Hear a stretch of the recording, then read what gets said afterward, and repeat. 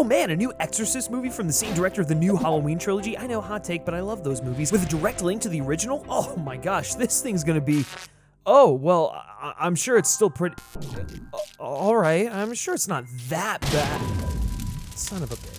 Why does this keep happening? Maybe it's because I tend to enjoy horror movies with at least an attempt to say something more meaningful than just, wouldn't it be cool if these teens died in a tragic way? Maybe it's just because I'm the weirdo who genuinely liked David Gordon Green's Halloween trilogy, especially the most divisive Halloween Ends. Which, hey, you should go check out that video because that movie rules. So, what can I say? I mean, I don't know, I'm a sucker for Mr. Green's work. I just kind of dig what the guy tries to do with horror. To me, his take on The Exorcist feels like a spiritual sequel to the thematic musings he was exploring in that Halloween trilogy. In short, I think if you enjoyed his Halloween movies, you're probably more likely to enjoy The Exorcist Believer. At least a little. In all seriousness, Believer doesn't deserve nearly the amount of hate it's been given. I mean, one of the worst horror movies of all time, one of the worst films of the year. I mean, did you guys see Knock at the Cabin? And I'd even go as far as to say it deserves a closer look, because I don't think a lot of people are really talking about what matters or what Green was trying to achieve with this movie, and I think it deserves to have that message explored.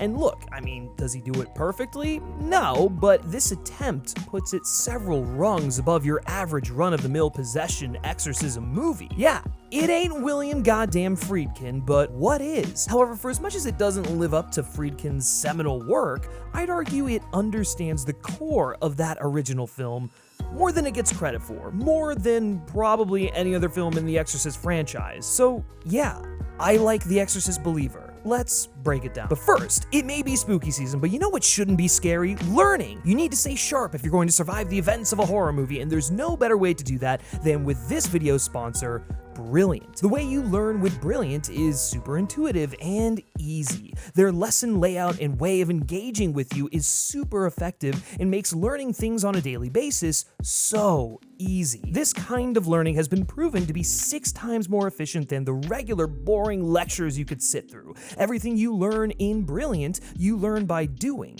creating drag and drop coding, forming charts and graphs, and so much more. The way they present new information makes even the most abstract ideas and concepts easy to understand and relate to. At the end of the day, you'll actually understand what you're learning, which isn't that the whole point of honing a new skill, of learning? You want to be able to practice it, retain it. So to try everything Brilliant has to offer for free for 30 days, visit brilliant.org/filmspeak or click the link in the description. The first 200 of you will get 20% off Brilliant's annual premium subscription. Again, that's brilliant.org/filmspeak for a free 30-day trial. Seriously, don't miss this. Brilliant rules. I've used their stuff before and I feel like I've gotten smarter myself, which I definitely need that because after this take, whew, yeah, you all probably thinking I'm a big dummy, but thank you so much to Brilliant for sponsoring this video. Okay, for starters, I think what Green understands is that The Exorcist is putrid, it's gross and disgusting. It forces us to confront our deepest fears and anxieties. The movie takes this postmodern idea of existentialism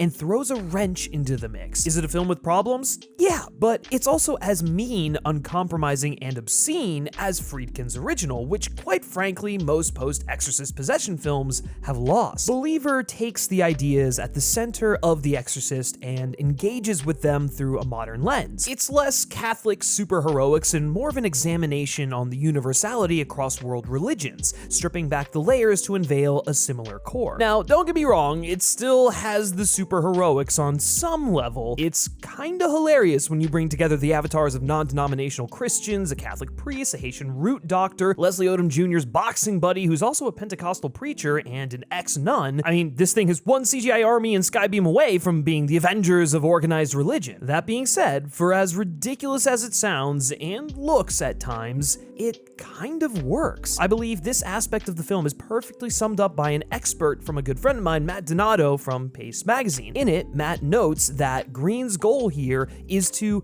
reconcile the presentation of Catholicism as an ultimate savior through the history of exorcism cinema. He notes that the screenplay expresses an underlying hopefulness and brings together religious groups who can work harmoniously despite their separate beliefs, and I gotta say, I'm in complete agreement. Putting aside the theatrics, what Believer does at its core is unite good against the forces of evil, regardless of their differences. Believer strips away the intricacies and rules of organized religions to focus on a very real idea. There are true horrors in this world, and the only way to fight them is together. Green acknowledges that we all have differences, some much more difficult to overcome than others, but at the same time, he also asks the question, is there anything more powerful than the love a community can bring you during a time of pain and sorrow? Perhaps that's a bit too idealistic, but nonetheless, it is profound, and I think it's something important and an interesting way into an exorcism story. Something to note about the band of super religious friends, in the end, try as they might, they still lose. It comes down to a father's personal faith in his daughter and his faith in love to finally overcome evil. The Exorcist Believer asks us not to put our faith in any specific dogma, but rather in people, in love, and in the fact that your neighbor is experiencing pain. And no matter what you believe, that is real. And being able to recognize that and try to help someone through that is the way forward. Some people follow religion to be in the presence of something greater, to save their soul from damnation, or to just put their own personal beliefs in the hands of a higher being. They trick themselves into believing that by simply going to church and gerrymandering the parts of their faith that they agree with, they can adopt a holier-than-thou mentality. Others, and the ones in my humble opinion that understand their religion the deepest, go for community, for friendships, to experience selfless love and compassion, and to grow closer to one another, not at the expense of others, but with them. So what if that something greater is a collective? What if saving your soul meant saving the ones around you from clear and present danger? What were we talking about again? Oh, right, yes, religion. I think one of the film's most powerful ideas is attempting to shine a light on one of the major problems in many modern religious institutes and the people that subscribe to them. Those that commit to religion for the wrong reasons only follow it while it's convenient for them. When it gets hard and when actual evil rears its butt-ugly face, their beliefs, teachings, and moral code all seem to go away. And in the case of this movie specifically, when they're faced with the reality that the evil they denounce and fight against every Sunday, the same one we were warned about by Dancing Vegetables, is real, they dismiss it. They tell the parents to consult a psychologist, that there isn't enough proof there to perform an exorcism. The Catholic Church says this. Really? The very institution designed to help people turns their backs on their flock, God's children. We see this frustration with the Catholic priest in the film who struggles with upholding his devotion to the creed, saving his own life, and doing what's right. He eventually decides to do the right thing, knowing full well it will likely cost him his life, and surely enough, is tragically killed in the process. But he took his faith into his own hands as a means to combat evil and help two girls who were suffering. He put his faith above the institution, which is ultimately a very modern way of being religious. It's not so much the institution, but the spirituality, morals, and deeds that go with them that are important. And Victor proves that by the end of the film. Something else worth noting while we're on the subject of Catholicism and belief. Demons, possessions, and evil in general are not concepts exclusively believed by Catholics. In fact, while most organized religions may differ on what they believe, almost all of them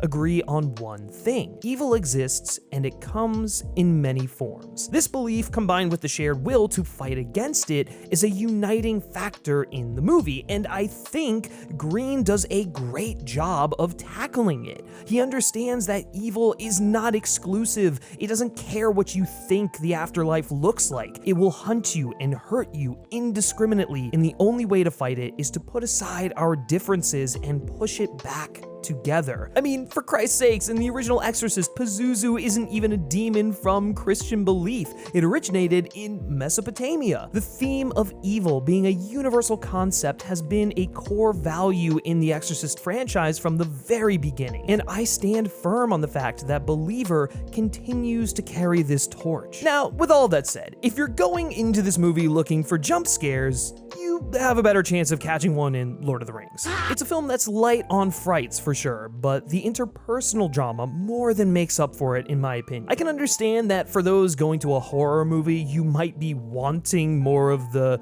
scary. I mean, that's probably the exact reason many of you are watching these films and bought the ticket to go see the movie in theaters in the first place.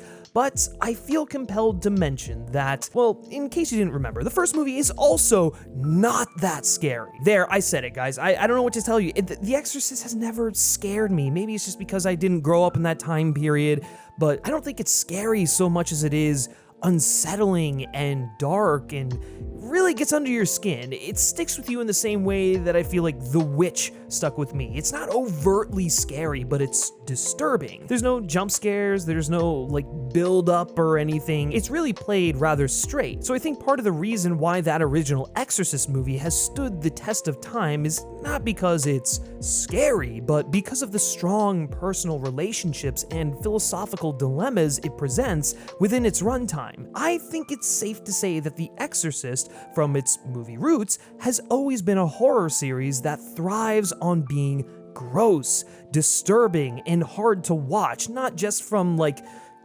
possessed kids and stuff, but because of the subject matter, because it's drawing you towards the darkest aspects of humanity. And in my opinion, Believer stays true to that theme. On top of that, David Gordon Green has even said in the past that he's less interested in scaring the audience as he is in exploring the interpersonal relationships involved around the horrific events taking place. So, if you went into the movie knowing Green's style and what he was interested in, it's kind of hard to argue you might have been shocked at the lack of scream moments. Is this just one long attempt to justify the fact that it wasn't really all that scary? Yeah, you know what? It is. I can deal with it. It didn't bother me while watching the film. Moving on. While we're talking about the grossness of the film, how about them demons, huh? The possessed demon performances are really strong. Those kids are incredible and kind of creeped me the hell out. They were disgusting and downright disturbing. For me, that's the gross horror I expect from a movie bearing the Exorcist name. It's stuff that gets under your skin. It's not like overtly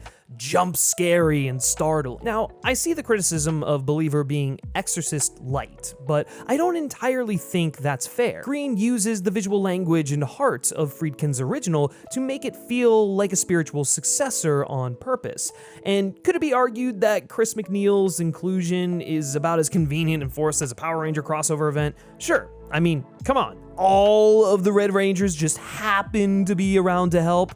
Get real. That being said, I do like her presence in the film. It serves as Victor's first step towards saving his daughter, and of course, cements it as a movie that undeniably exists in the Exorcist cinematic universe, the ECU, if you will. I do love how they tie Chris's experiences into Victor's. It's a cool parallel. Chris was also a skeptic, but knew something was wrong with her daughter. Chris even gets a moment in Believer where she's forced to be in the room with Catherine, the other possessed girl, while possessed, almost making up for the fact that she wasn't in there with her daughter the first time. It's a small redemption moment, even if it doesn't play as strongly as I would have liked it, but I think for me, it just reassured me that the people that worked on this movie were fans of the original. The fact that they were able to take one of those little details that I think actually is kind of important to the character and expand upon it in an interesting way, make it part of this character arc, was cool. I mean, I gotta applaud them on that. But she does, however, get her eyes gouged out almost immediately and is then put put on the back burner for the remainder of the film, almost begging the question why she needed to be included in the film in the first place. It was just unnecessarily mean, and it really makes the redemption there feel kind of hollow. Even as a means to set Victor on his believer path, it's so messy and never really gets the depth or time it needs for it to be effective.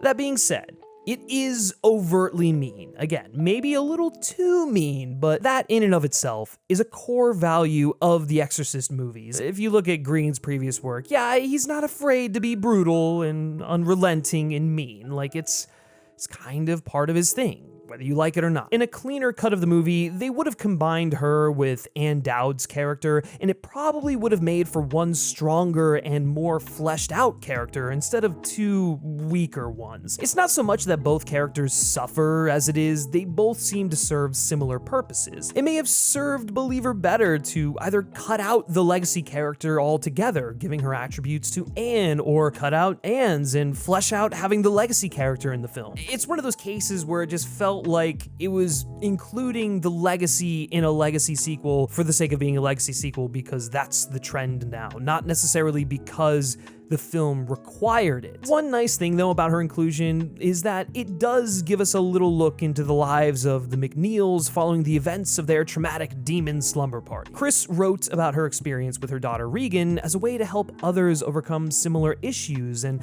let them know it is possible to survive trauma and thrive. However, in doing so, she pushed Regan away, which I guess makes sense. I mean, she probably felt like her mom was exploiting her trauma, but your guess is as good as mine because the movie doesn't really go into it all that much, at least in this entry. Maybe in the sequel, if that movie's still happening based on the box office performance and poor reception. But anyways, it's a bit unclear, and it feels like they created a forced division between Regan and Chris for the sake of getting to show their brief reunion at the end of the film. It's actually not super gratuitous, shockingly, and was a tasteful inclusion of Regan in the movie, even if that whole subplot was unnecessary. On another note, I do think some of the issues with this film stem from telling instead of showing. Please, unless you're a black box theater production with a budget of $0 and a dream, I'm begging you, please let me see the things you want me to know about instead of describing it in a monologue full of exposition, especially when that exposition is the legacy character's main purpose in the film. I do think some of the themes suffer just a little bit from being too overt and therefore unnatural when they're described in the dialogue. Ultimately, I didn't mind it, but it does tend to soften the impact of certain events in the film. Now, to the people that are mad that this installment in the franchise has a direct connection to the sacred Exorcist, I'm sorry, but whether it should or shouldn't have been, The Exorcist was already exactly that, a franchise. One that has already spawned 2 sequels, or I guess 1 sequel and a prequel. I don't know. God, it's so hard to keep track sometimes. The door was already opened, so don't blame David Gordon Green for trying to play in that sacred or sacrilegious sandbox when there were already other filmmakers playing in it to begin with. I think most naysayers see the attachment as an insult, and hey, for nostalgia purposes, I understand people being protective of characters and even a franchise that they hold deeply rooted in their lives. And yeah, okay, I guess this really didn't need to be connected to The Exorcist and probably would have been better served if it wasn't, because I don't think people would have been as harsh on it.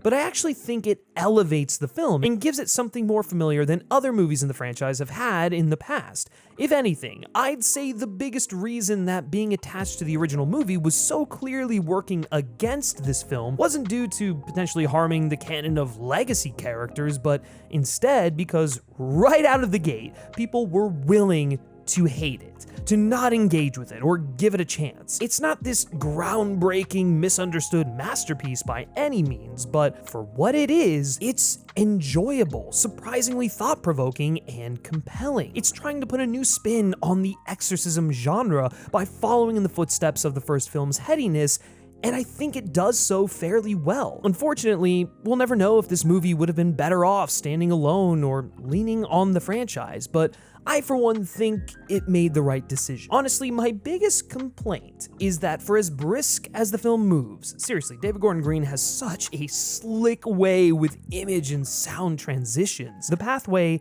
is often clumsily trodden, especially for Victor, whose skeptic to believer arc, while beautifully performed by Leslie Odom Jr., is a bit too rushed to fully land. Same goes for how they get to Chris. It just sorta happens. If there was a bit more time to breathe with these characters and their ideals, trauma, the final blow would have felt more like a gut punch rather than a mean-spirited sequel setup. It still worked for me as it showcased the selfishness, faux righteousness, and cowardice of humanity as demonstrated between Catherine and her father, contrasted with the strength, resilience, and love that allows Victor and his daughter to make it through. The point that I believe would have been driven home if the film gave it the time to develop is that skepticism only gets you so far. Eventually, you have to come up with answers. Eventually, you have to believe in something.